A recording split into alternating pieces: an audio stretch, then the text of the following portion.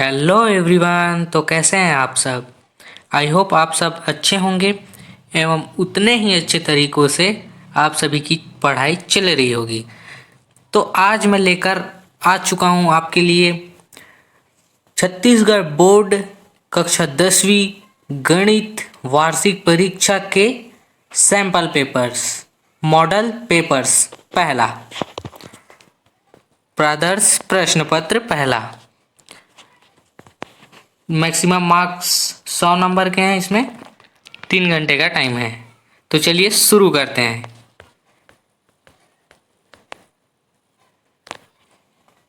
खंड अ, सही विकल्प। प्रश्न 1, सही विकल्प चुनकर लिखिए। सही विकल्प में आपको 5 प्रश्न देखने को मिलेंगे। इनमें से पहला है 9 - x स्क्वायर का शून्यांक होगा। दूसरा है वर्ग समीकरण 2x square plus x minus 6 equal to 0 का विविध कर होगा। आपको ये ज्ञात करना है। तीसरा है बिंदु 2 - 6 किस चतुर्थांश में है। तो 2 - 6 आपका किस चतुर्थांश में होगा आपको बताना है। ओके, आगे बढ़ते हैं। हम देखते हैं चौथा साइन थीटा गुणा कोसेक थीटा का मान होगा। आपको इसकी मान बताना है। ठीक है। पांचवा है यदि घन की भुजा 6 सेंटीमीटर हो तो संपूर्ण पृष्ठ का मान आपको ज्ञात करना है। ठीक है। उसके बाद देखते हैं खंड ब रिक्त स्थानों की पूर्ति कीजिए। जब दो रैखिक समीकरणों के आलेख प्रतिच्छेदी रेखाएं होती हैं तब समीकरण निकाय का खाली स्थान हल होता है।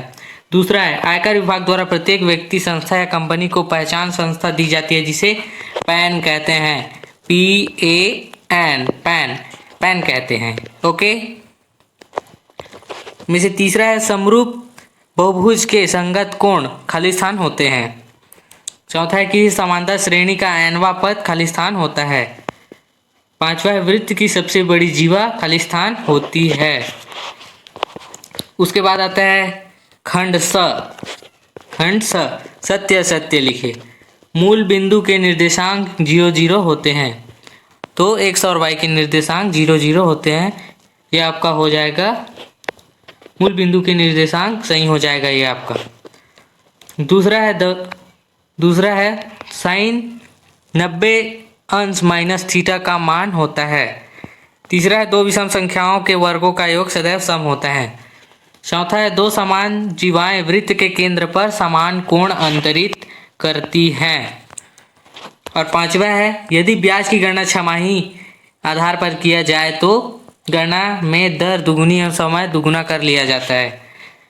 यह आपका हो गया प्रश्न 1। आगे की ओर बढ़ते हैं। प्रश्न 2 x स्क्वायर माइनस 16 का गुणनखंड कीजिए। प्रश्न तीसरा है 7 3 तथा 21 का चतुर्थानुपाती आपको ज्ञात करना है। ओके। उसके बाद आता है प्रश्न 4 बिंदु A 2 3 तथा B 2 7 को मिलाने वाली रेखा के मध्य बिंदु निर्देशक ज्ञात कीजिए। पांचवा है मान ज्ञात कीजिए। सेक 70 अंश साइन सेक 70 अंश बटे कोसेक 20 अंश प्लस साइन 59 अंश बटे कॉस 31 अंश। इसका आपको मान ज्ञात करना है। प्रश्न 6 है प्रथम 10 प्राकृतिक संख्याओं का माध्य ज्ञात करना है। आपको प्रथम 10 प्राकृतिक संख्याओं का माध्य ज्ञात करना है। ओके।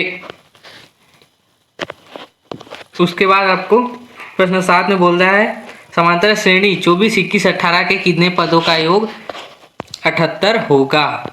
तो आपको बताना है। प्रश्न 8 है यदि बेलन का एक के आधार की परिधि 88 सेंटीमीटर और ऊंचाई 10 सेंटीमीटर है तो बेलन का आयतन आपको ज्ञात करना है। क्लियर है। फिर आता है प्रश्न 9वां सिद्ध कीजिए कि विषम संख्या का वर्ग सदैव विषम होता है। आपको सिद्ध करना है। ओके। प्रश्न 10 गुणनखंड विधि द्वारा वर्ग समीकरण 10x minus 1/x equal to 3 के मूल आपको ज्ञात करना है। प्रश्न 11 कहता है शंकु की ऊंचाई ज्ञात कीजिए यदि उसका आयतन 550 घन सेंटीमीटर तथा उसका व्यास 10 सेंटीमीटर हो। ठीक है। उसके बाद प्रश्न 14 का है, नहीं प्रश्न 14 नहीं है, सॉरी, उसी के अथवा में है 14 सेंटीमीटर व्यास वाले अर्धगोले का संपूर्ण पृष्ठ का आयतन आपको ज्ञात करना है। ओके। प्रश्न 12 है, निम्न सारणी में माध्यिका आपको ज्ञात करना है। इसमें वर्ग आवृत्ति में आपको ज्ञात करना है। उसी के अथवा में निम्न में वो सारणी से बहुलक, आपको बहुलक इसमें ज्ञात करना है। इस सारणी से आपको बहुलक ज्ञात करना है। ओके। उसके बाद प्रश्न 13 है, मूल बिंदु से होकर जाने वाली उस सरल रेखा की प्रवणता ज्ञात कीजिए जो बिंदु 2, 3 से भी होकर जाती है। इसकी आपको प्रवणता ज्ञात करना है।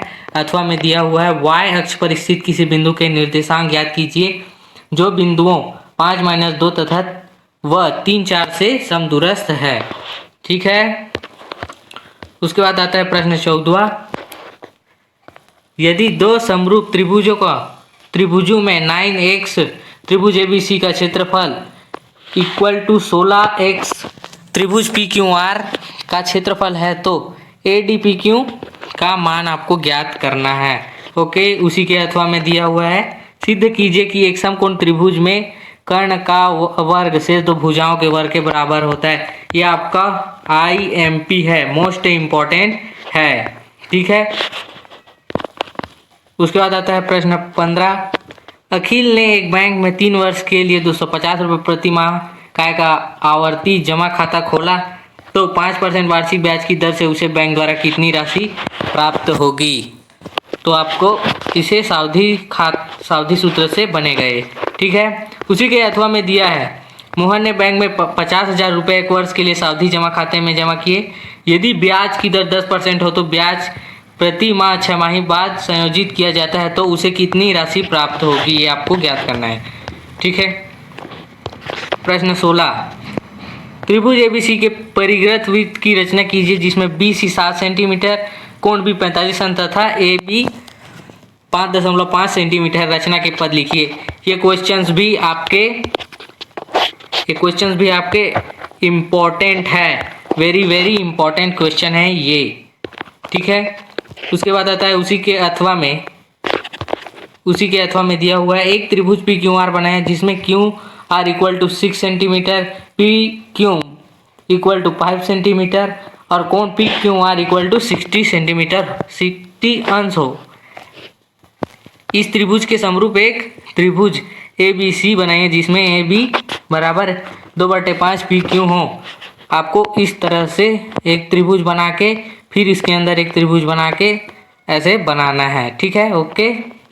इस तरह से आपको बनाना है। प्रश्न क्रमांक 17 है, समीकरण को हल कीजिए। समीकरण दिया हुआ है उसको आपको हल करना है। उसी के अथवा में दिया हुआ है, यदि A/B = C/D हो तो सिद्ध कीजिए कि आपको ये सिद्ध करना है। ओके। तो इस क्वेश्चन को अच्छे से प्रिपेयर करेंगे और इसी फॉर्मेट में आपका आएगा। ये मॉडल पेपर है। ठीक है। परीक्षा में आएगा आपका इसी फॉर्मेट में। ओके। उसके बाद प्रश्न 18 है, यदि कोण A, कोण B और कोण C त्रिभुज ABC के अंतःकोण हो तो सिद्ध कीजिए कि sin B + C/2 = cos A/2 होता है। ये आपको सिद्ध करना है।